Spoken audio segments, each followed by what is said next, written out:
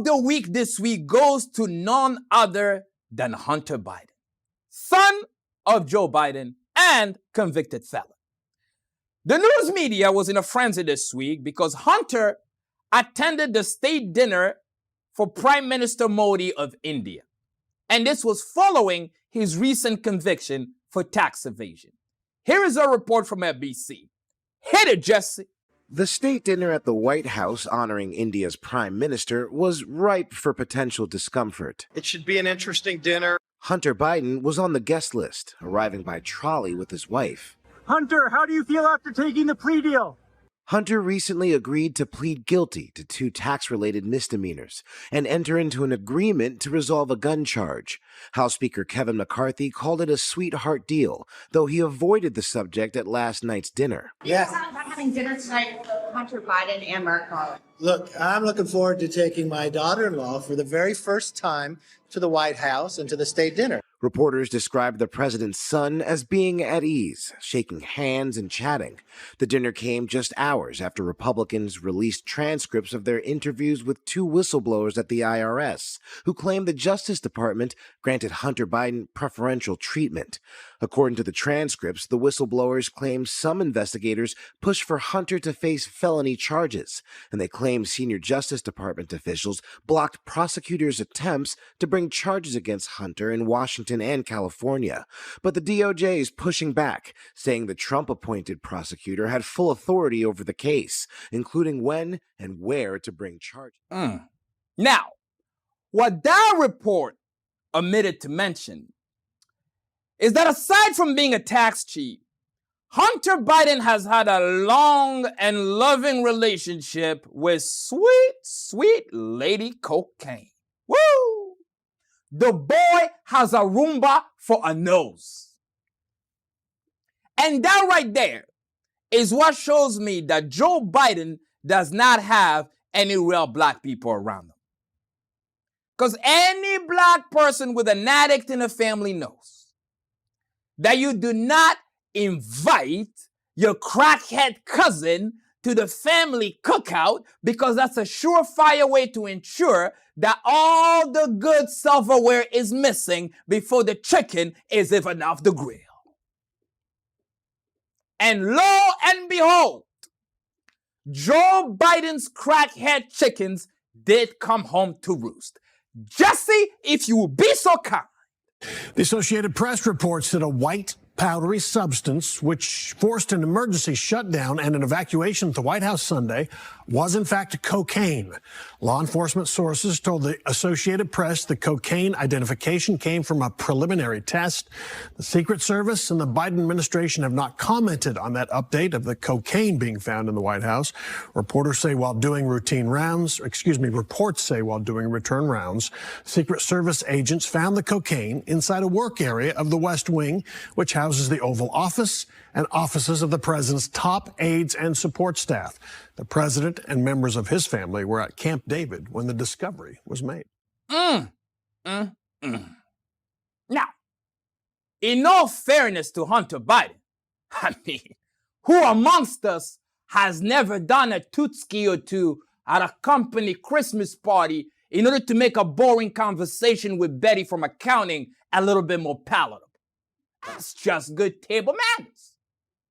But you don't lose your nose beards on the White House grounds this close to an election, man. That's a drunken mistake. And I don't like the way Fox is trying to spin this, talking about, oh, the family was at Camp David when the bag was discovered. No.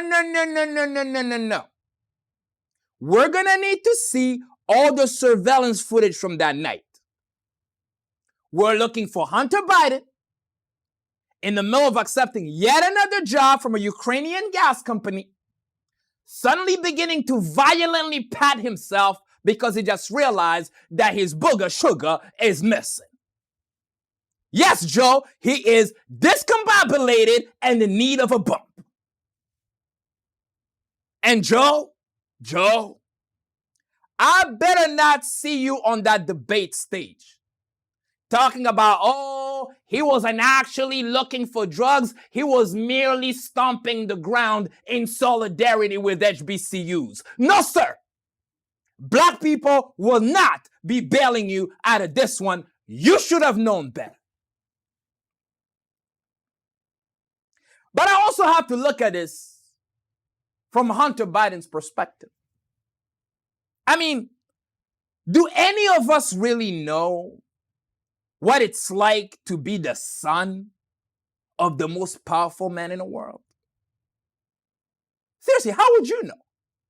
Your dad is a dentist. You're nothing. We're talking about a man who grew up in the halls of power. Real power. The kind of power that can shatter a nation. Rubbing shoulders with the who's who's of this world ever since he was a child. Why would he not film himself bucking rails off the tits of expensive hookers? This man doesn't live by your peasant rules. Tossing a 9mm in a garbage can outside a kindergarten, that's exactly what it sounds like. Child's play. How dare you question what was ordained by God? This is a man who gets paid untold sums of money for jobs he is chronically unqualified for, all because he's peddling his father's influence, which is highly illegal. And when he gets caught, does he go to jail? No, jail is for you. You're poor. Instead, he writes a book and picks up painting at the tender age of 56. And he becomes so good at it in a matter of weeks that his paintings begin to sell for $500,000 a piece to people who want to become friends with his dad. And once the waters settle after a slight slap on the wrist, he bucks a fat Hollywood off a porn star's tits and goes back to work like the true master of the universe he is. Absolutely preposterous. You like that clip? So why don't you go ahead and click here for the full podcast. Or maybe you want to check out my new movie, Irreconcilable Differences. Go ahead and click here. And if you're in the mood for some stand-up comedy and you want to check out my new special entitled Daddy, Are We Famous Yet? The link is in the description. Or maybe you want to check out my new book called Sons of Monarchy. The link is in the description as well. In the meantime, why don't you be a gem, share, subscribe, comment, and maybe hit that bell notification so you know when we're creating new content.